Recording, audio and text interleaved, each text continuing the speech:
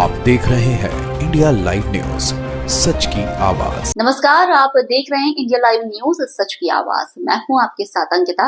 चलिए शुरू करते हैं आज की खास खबरों के साथ। इंद्रगढ़ पुलिस ने एक बार फिर अपनी तत्परता और सूझबूझ का परिचय देते हुए महज 24 घंटे के भीतर एक झूठे आवेदन का खुलासा कर दिया।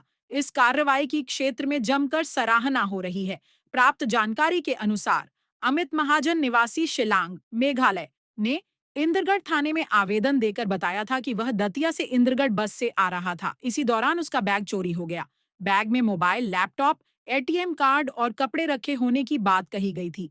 आवेदन में अमित महाजन ने यह भी बताया कि वह अपने मित्र सुनील शर्मा से मिलने इंद्रगढ़ आ रहा था, लेकिन मोबाइल गुम हो जाने के कारण वह उनसे संपर्क नहीं कर पा रहा है।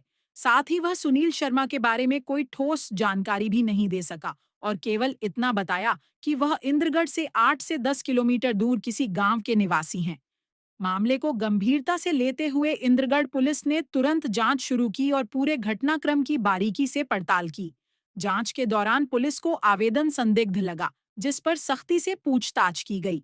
पुलिस की पूछताछ में अमित महाजन ने अपना झूठ स्वीकार कर लिया और माना कि उसने गुमराह करने के उद्देश्य से झूठा आवेदन दिया था। उसने अपनी गलती स्वीकार करते हुए भविष्य में ऐसी गलती न करने की बात भी कही। इस पूरे मामले में इंद्रगढ़ पुलिस की त्वरित और प्रभावी कार्रवाई की क्षेत्र में व्यापक सराहना हो रही है। पुलिस की इस सक्रियता से स्पष्ट है कि झूठी शिकायत करने वालों पर भी सख्त नजर रखी जा रही है।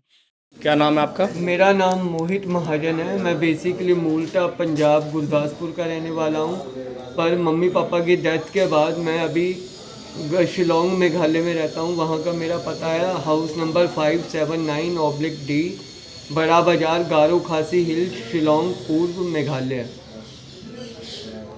यहाँ क्यों आए थे तुम?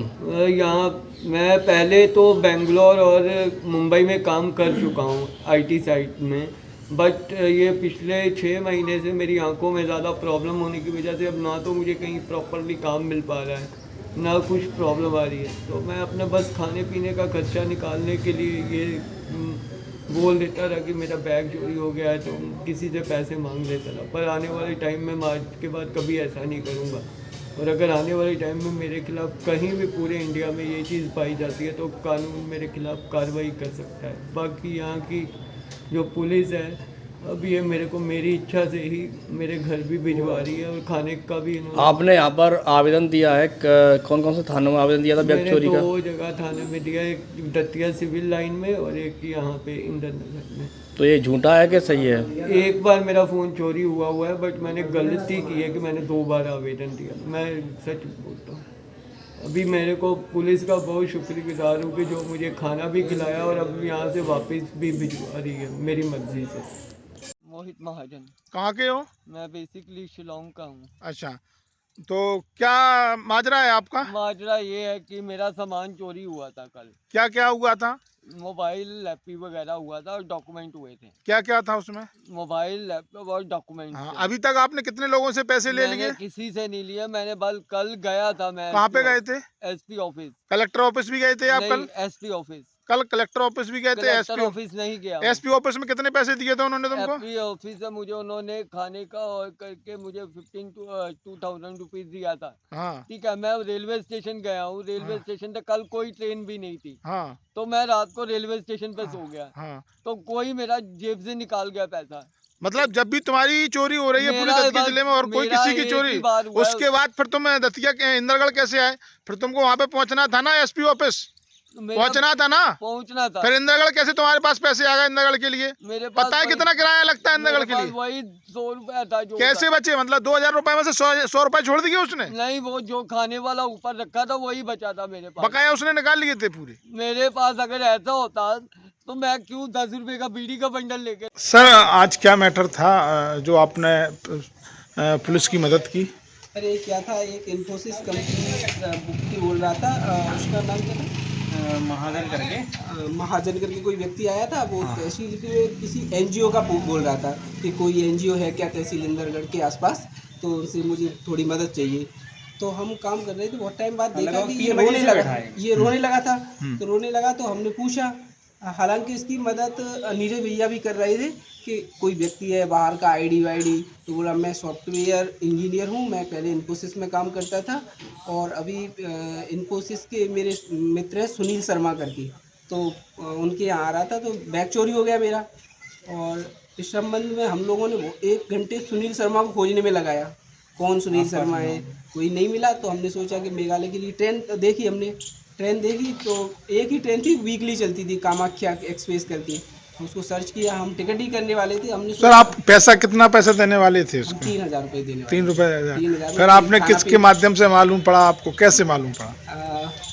जैसे ये न्यूज़ पे डाला हाँ। तो न्यूज़ पे आया तो फिर नीरज भैया का ही फ़ोन आया हमारे पास हाँ। कि ऋषि तुम जहाँ हो वहीं हो जाओ, खड़े हम आ रहे हैं। हाँ, शीतला माता के पास खड़े थे हम लोग, तभी फ़ोन आ गया। तो आप क्या नाम है और किस में सर्विस करते हैं आप? मैं तहसील इंदरगढ़ में हूँ। आप भैया?